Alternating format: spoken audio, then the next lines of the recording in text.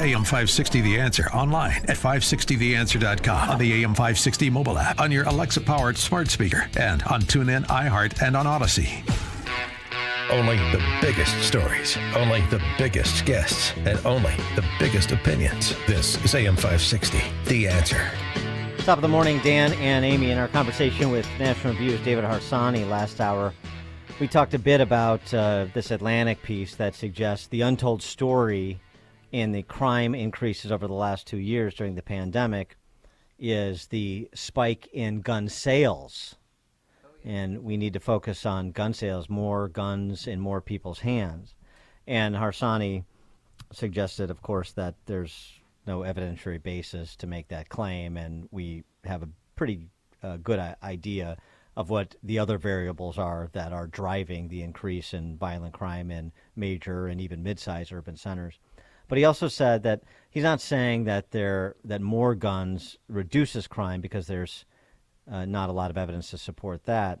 And I think our next guest would challenge that, because he wrote a book called More Guns, Less Crime. His name is John Lott. Of course, you've heard him on the show before. He's the president of the Crime Prevention Research Center, former senior advisor for research and stats at the Department of Justice's Office of Legal Policy, and author of, in addition to More Guns, Less Crime, Gun Control Myths. John Lott, thanks for joining us again. Appreciate it. It's great to talk to you. Thanks for having me on. So your reaction to that Atlantic piece and to the suggestion that certainly it's not more guns in the hands of residents who abide the law that is the problem as it pertains to the increase in violent crime. But what about the idea that more guns, what's the data to support the idea that more guns in the hands of law-abiding or in the hands of more law-abiding citizens does indeed reduce crime? Yeah, well, look, we have a lot of interesting data out for 2020 right now. And one of the things that just, I don't know, they seem to have completely missed is the FBI actually has data on the number of guns used in crime. And in order for guns to be causing the increase in crime, then you have to see more guns being used in crime. And in fact, what you find is that in 2019, there were 290,000 gun crimes that had occurred. In 2020, there were 212,000.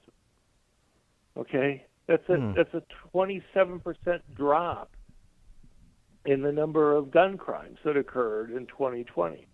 So it's true, violent crime went up, but it's kind of hard to go and say that that it was somehow guns that were driving the increase in gun crime or increase in overall violent crime, when the number of gun crimes fell dramatically between 2019 and 2020.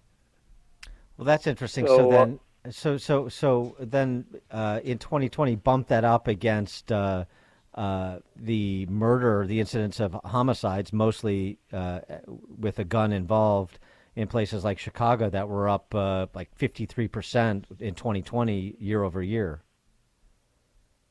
Right. Well, look, I mean, one can break it down by category of crime.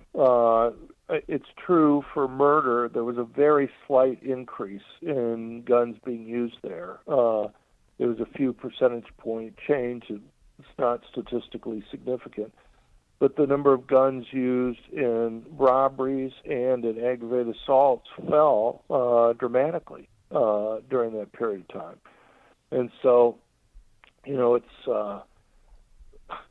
you have these public health people who are getting tons of money from the federal government, like $40 million last year, and they are getting hundreds of millions of dollars from Michael Bloomberg and getting, like $10 million from California, and other states are also throwing in money into them for them to do research. These are the same people that just completely botch the stuff with regard to the coronavirus. I don't know. I mean, I wrote a book on basically how badly done the public health research was on guns. I mean, my own belief is that these guys are just ideologically motivated to try to find something. I mean, I think it's pretty obvious what happened in terms of violent crime over the last 2 years. And surely people in Chicago know the story. Prosecutors. Yeah, I mean, I think maybe this is where you were going, but so a significant reduction in guns used in robberies, carjackings, and so forth. So that is one possible explanation that criminals aren't completely stupid. They realize they're up for more serious charges, and with if they commit these crimes with a gun, and so they commit them with a tire iron or whatever, a hammer, whatever. No, I think what happened. There's actually, I mean, I guess David wasn't familiar with the research, but there's actually research that indicates generally that when civilians are more likely to have a gun for self-defense, criminals are less likely to carry a gun. And one reason is because if a criminal pulls out a gun and it turns out that the civilian has a gun, it's more likely that the criminal's going to get killed or seriously wounded. And so a lot of criminals then start committing crimes without guns. Okay. No, that's plot. Is there data to support that, Mr. Lott? Is there data to support that theory? Yeah, that's what I was just saying, that there are multiple academic studies that show that when you see an increase in concealed carry permits in places, you see not just that there's a drop in crime, but the drop is overwhelmingly among gun crimes that are occurring. When civilians are more likely to carry guns, criminals are less likely to carry guns. Well, and then you see examples of some of the. I mean, I guess some of these prosecutors don't consider these violent crimes, but you have mobs that bum rush a retail store for theft, and so they're not armed. There's no indication that they're armed. They're not using weapons to do it. They're just using numbers to overwhelm any security that's present or any individual that's present. Right. I'm just saying, you saw a huge drop, a 27% drop in gun crimes between 2019 and 2020. We don't have the data for 2021 yet, but you can look over time. The number of gun crimes that you actually saw, you have to go back years to find as few crimes with guns as we saw in 2020.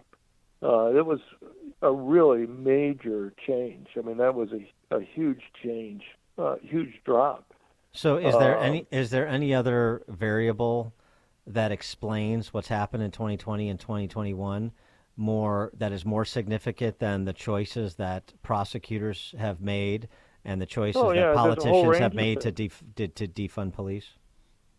Yeah, no, there's a whole range. I mean, look, we released huge percentages of criminals from jails and prisons across the country. In many areas, over half the inmates were released because of the coronavirus. You had actually some places where 2/3 of them were released. Mm-hmm. I remember listening to the district attorney for San Francisco bragging that they had released over half the inmates from the jail there for San Francisco, and that how that proved that releasing criminals didn't affect crime rates, and that we should just permanently reduce the number of inmates in jails and prisons across the country. He was arguing that releasing half of them didn't go far enough. We should cut it even more. But you had some states that actually cut the criminal penalties for different crimes. Obviously, people have seen that with regard to California, with things like the shoplifting that you were talking about. But you also, a number of other states, Nevada gutted in 2019 their three strikes law that they had. And you've seen that in other places. No cash bail and these bail other changes there. Yeah. So over the last 3 years, Harris County, Texas, where Houston is, has seen 156 people murdered by people on little or no bail while they're out on bail. And some of those people who are out on bail for very little bail, have been charged with murder, and then they went out and committed another murder. But was this all due to because of COVID? And I know that some of the prisoners that they let out, they're not going to bring back in. They've already decided that. Most of them they're not going to bring back in these places. I mean, they just released them. They said, we're giving you early release there. Out of safety. And that the releasing of prisoners early, in fact, in many places, not only did they release prisoners early, but what they did was they said, we're not going to put any new guys we're catching during this period of time in jail during that period.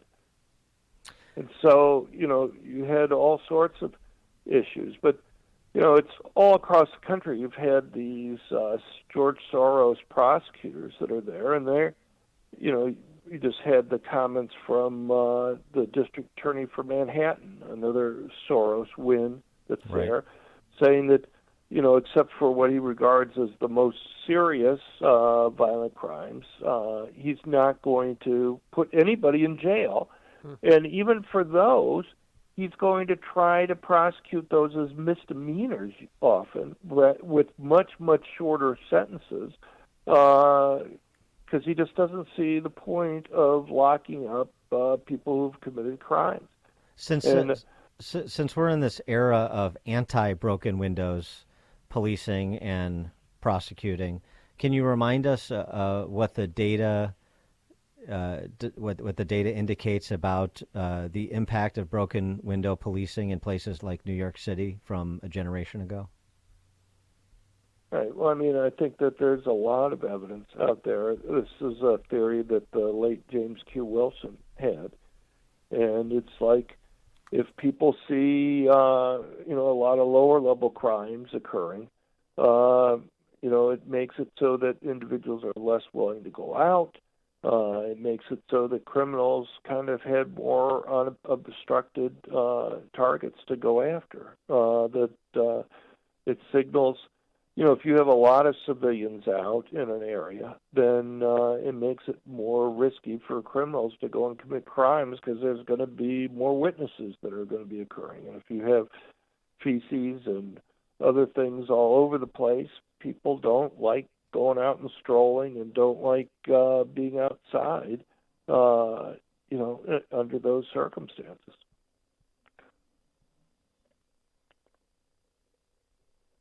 Hello? Dan, are you there? What? Well, I can hear you, Amy, anyway. Yeah, okay. Well, and then also, too, you just wanted to briefly touch on, because we don't have much time left, about the U.S. dramatically overcounting coronavirus deaths. I mean, we had that here in Chicago with Illinois Department of Public Health Dr. Nzike, who said in the first few weeks, even if you're dying of, pancreatic cancer and you're in hospice and you test positive for COVID, you're down as a COVID death rather than a pancreatic cancer death. Right. No, I mean, you actually had me on in May 2020. Where I was going through those exact problems that were there, including the public health official that you just mentioned. But that was something that was occurring across the whole country. But it was even worse than that. Not only were they counting all the deaths as a COVID death whenever anybody tested, but in New York, for example, half the dead body, because they were testing all the people who died to see if they had COVID. Half the people that they classified as having died from COVID, their bodies actually tested negative for COVID, but they still counted it as a COVID death because, they had the sniffles or they had a fever or something that they say could be related to COVID. And the thing is, if you look at the tests that they were giving for whether somebody had COVID or not, the false negative rate there was like at maximum was 4% on the test, and so it's just. Well, do you think anyone's ever going to audit these hospitals and we'll ever find out the truth?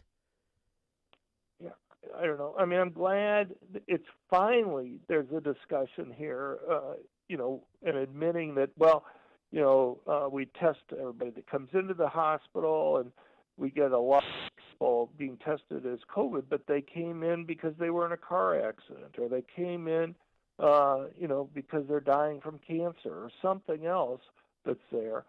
And in the past, they always counted those as COVID cases. And part of it has to do with the insistence that the original COVID relief bill that got passed would pay doctors and hospitals more money for COVID cases than for cases that didn't involve COVID. And so they had a financial incentive to go and do it. Plus, I have to tell you, these public health people, the same people that we talked about with regard to the gun issue, who are pushing the claim that violent crime went up because of increased gun sales rather than the reverse. I think they wanted to make this their Super Bowl in a sense, and obviously there were a lot of deaths that were occurring, but they were the ones who were pushing. Look, we've never in the past counted deaths from a disease in the same way that we counted deaths from COVID, okay? We never in the past counted hospitalization. The thing is, not only were we different from what we were in the past, there's no other country in the world that counted either COVID cases or COVID deaths in the same way that we did. So it made it impossible for anybody to reasonably compare the data in the United States to, past flu epidemics or compare it to other countries. And I think, I hate to be a conspiracy theory person about it, but I think one of the reasons why they completely changed how they put these numbers together was to try to hurt Trump to some extent. I mean, I worked in the Department of Justice during 2020, and I know other academic types who were in the administration at that time. And, the public health people were just incorrigible for wanting to go and exaggerate the numbers that were there. And my own belief is that part of the reason why they did that is because they hated Trump so much. He is John Lott, president of the Crime Prevention Research Center, former senior advisor for research and stats at the Department of Justice, Justice's Office of Legal Policy, as he was describing. The books include Gun Control Myths and More Guns, Less Crime. John Lott, thanks as always. Appreciate it. Thank you very much. Thank you. And he joined us on our turnkey.pro answer line. This is Chicago's Morning Answer. Your show keeps me alive during the week. There's nobody I'd rather listen to between 5 and 9 in the morning than you guys. On AM 560, The Answer.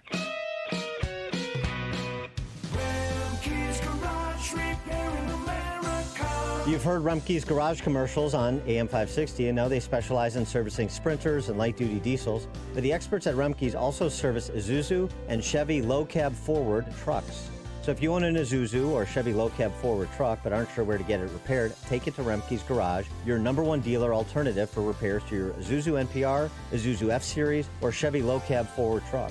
Whether gas or diesel, your truck is the lifeline of your business. That's why Rumpke's Garage offers free loaners while your truck is being serviced. They'll even pick up and deliver for your convenience. Rumpke's Garage has the factory scan tool to properly diagnose Isuzu and Chevy low-cab forward trucks. Their commitment to your business is backed with a complimentary maintenance plan and free 2-year warranty. Go to Rumpke'sGarage.com to learn more about their specialization in Isuzu and Chevy low-cab forward trucks and schedule your appointment today. That's Rumpke's, REMKES, Garage.com. Now, more than ever, the world needs leaders of character, strength, and compassion. At St. John's Northwestern Academies, college preparatory education and leader development go hand in hand. And they offer both to girls and boys like you won't find anywhere else. Nestled in southeast Wisconsin,